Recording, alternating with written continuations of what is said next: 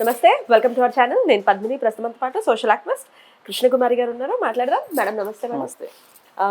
Social media వేదికగా, Twitter వేదికగా tweets పర్వం జరుగుతోంది, ట్వీట్స్ యుద్ధం జరుగుతోంది. ఏబిఎన్ ఆర్కే గారికి, అలాగే విజయసాయి రెడ్డి గారికి. వీళ్ళిద్దరూ కూడా నీ ఆస్తులు ఎంతో చెప్పు, నీ ఆస్తులు ఎంతో చెప్పు, ప్రకటించు, లేకపోతే ఎలా సంపాదించావో చెప్పు అంటూ మాటల యుద్ధం అయితే జరుగుతుంది వీళ్ళిద్దరి మధ్య. ఢిల్లీకి రమ్మని ఒకళ్ళని, ఛానల్కి రమ్మని ఒకళ్ళు, ఇట్లా రకరకాలుగా.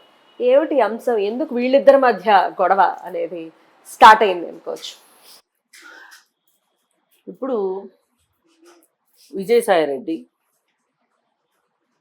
వార్తల్లో ఉండాలి అనుకుంటున్నాడు. మీలాంటి వాళ్ళ గురించో నాలాంటి వాళ్ళ గురించో మాట్లాడాడు అనుకోండి, ఎవరు చూస్తారు? అదే రాధాకృష్ణని ఉద్దేశంగా చేసుకుని అతన్ని ఛాలెంజ్ చేస్తే, ఆ ఛాలెంజ్కి అప్పుడు ఏవో కొన్ని ఛాలెంజ్లు వచ్చినాయి. మొక్కలు పెట్టే ఛాలెంజ్లు, రైస్ బకెట్ ఛాలెంజ్లు ఇవి వచ్చినాయి కరోనా టైంలో. బాగా కరోనా టైంలోనూ అంతకు ముందు కూడా. అవును. అయితే ఒక్కొక్క ఏమంటారు సెలబ్రిటీ ఇంకొక సెలబ్రిటీకి ఇసురుకున్నారు. అదే మీలాంటి వాళ్ళకు నాలాంటి వాళ్ళకు విసిరితే ఏముంటుంది? ఎవరు చూస్తారు? ఎవరు చూడరు.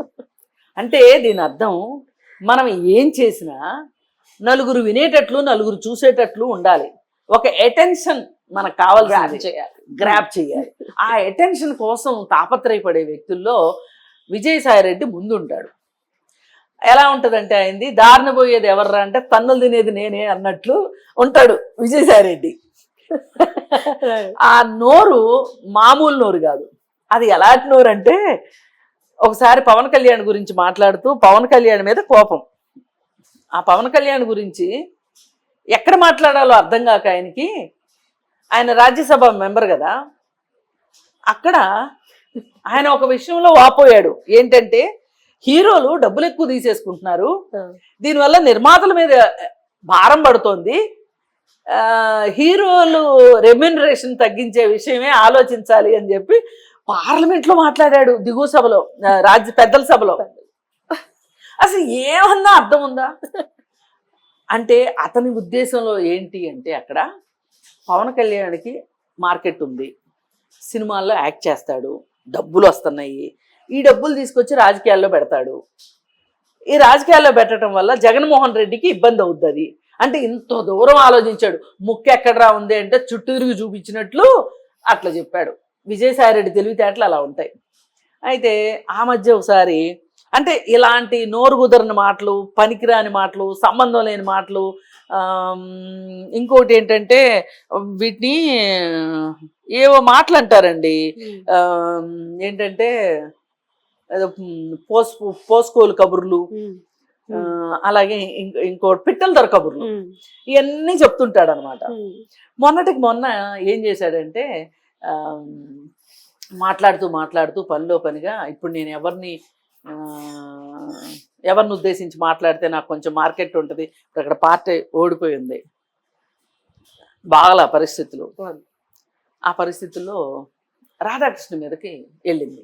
ఎందుకంటే ఆయన తొలి పలుకులో ఆదివారం రోజున పేపర్లో నన్ను, శనివారం సాయంత్రం వాళ్ళ ఏబిఎన్ ఛానల్లోనూ ప్రస్తుత రాజకీయ పరిస్థితుల గురించి మాట్లాడితే దాంట్లో జగన్మోహన్ రెడ్డి గురించి వీకెండ్ కామెంట్లో, ఆర్కే వీకెండ్ కామెంట్స్.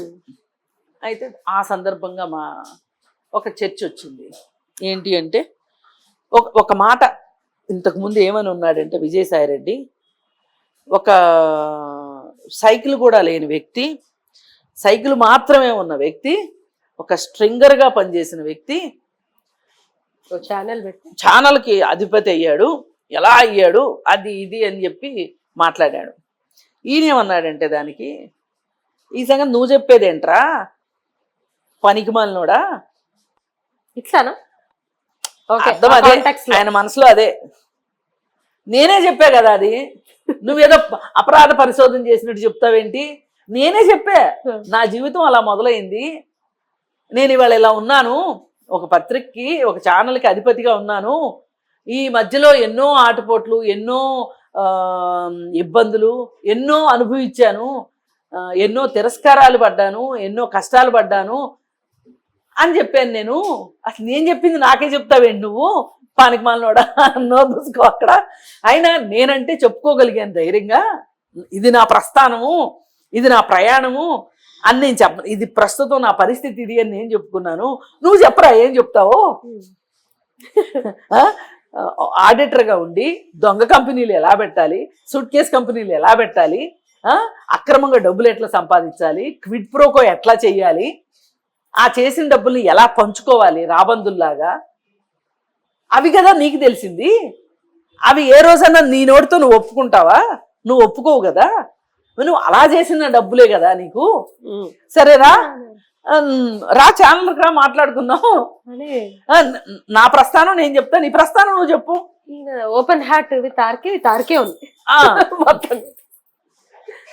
అలా మాట్లాడాడు. మాట్లాడేసరికి ఈయనకి కన్నంలో తేలుగుట్టిన దొంగలాగా అయిపోయింది విజయసాయి రెడ్డి పరిస్థితి.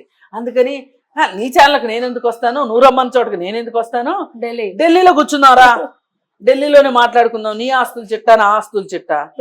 ఏం చూపిస్తాడు? అన్ని దొంగ ఆస్తులు అయితే ఎక్కడ చూపిస్తాడు ఆస్తులు విజయసాయి రెడ్డి?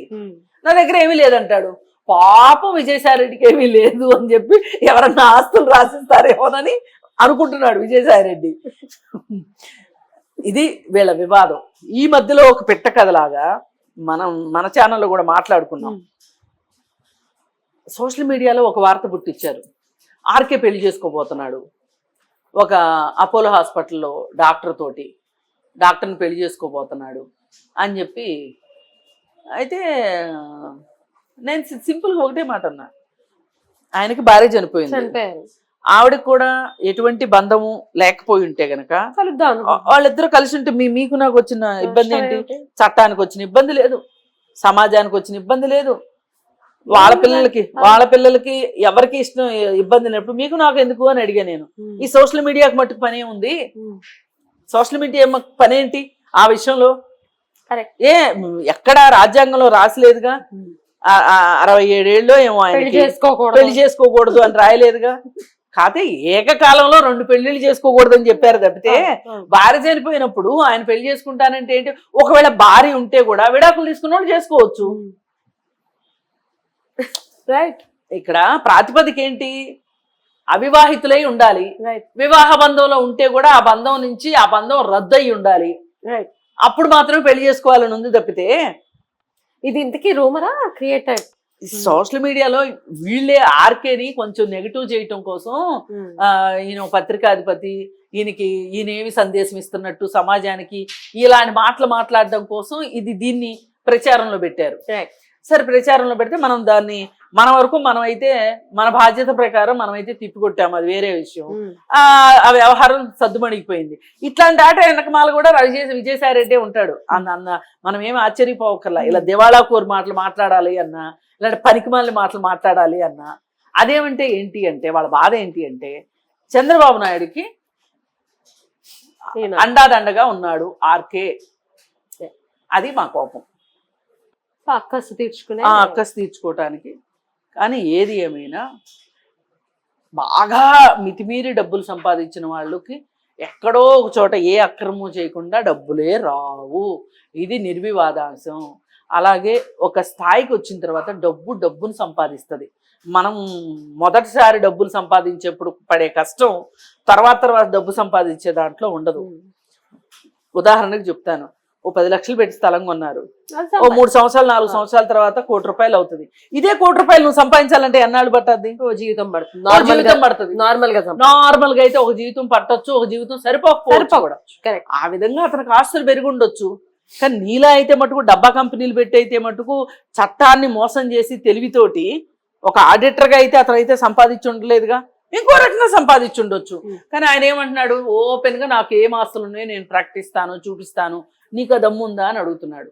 అందుకే కొన్ని ఛాలెంజ్లు చెయ్యకపోవడమే మంచిది. Right madam, thank you so much. నమస్తే.